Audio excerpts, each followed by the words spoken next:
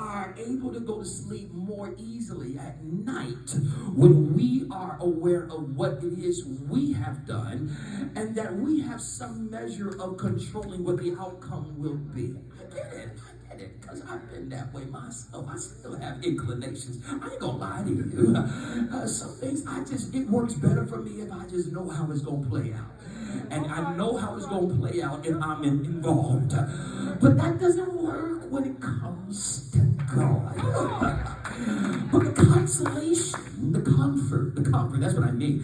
The comfort that we have, the reassurance that we have concerning this reality is that whatever God decided in his mind to be has no other option or choice but to be whatever he decided. Whatever is God's will, it is also his responsibility. In other words, whatever God desires to bring to pass in your life, whatever God intends to make good happen in your life, it is his responsibility anyway. Why do we feel as though we have to manage the outcome God's responsible for, God? Why is it that we spend our nights sleepless? Because we're trying to control what God already promised. If God promised it, the only thing I'm responsible for is believing it. And even not only believing it, but making sure, that my life aligns with what he said. Why am I stressing over the details? That's not my business to control. God says, I've got it all mastered. All you have to do is be in alignment with me. Now, I like this because what this tells me is that God has orchestrated the process to be very simple for us. But we tend to complicate it. What do you mean, Pastor? I'm glad you asked.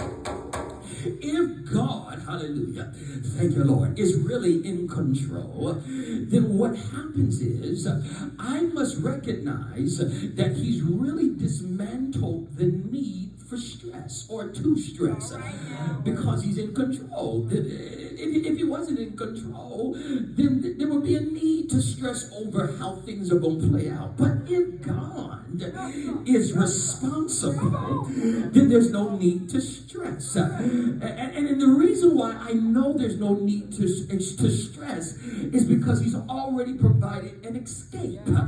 He's provided an escape from the satanic and evil influence of stress. Because I don't care what you say. I don't care what degrees you had before or after your name. Stress is of the enemy. It is a killer. It will take you out of here. It's just as hazardous as any other disease that inflicts the human life. Stress will take you out of here prematurely.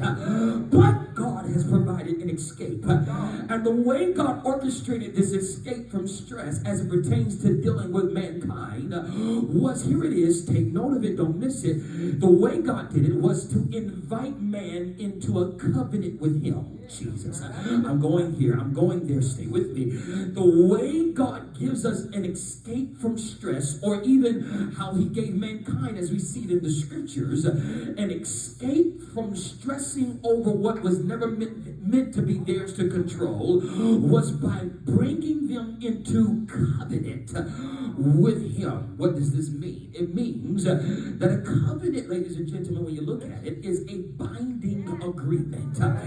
It is a contract. In other words, it is God's guarantee to man that whatever he established as his will for man would be man's reality as long as man would be in and remain in alignment with God. In other words, there is no room for man to feel inclined to control anything, nor entertain his own desires, abide by his own rules, nor seek autonomy, and expect to please God at the same time while experiencing God's benefits.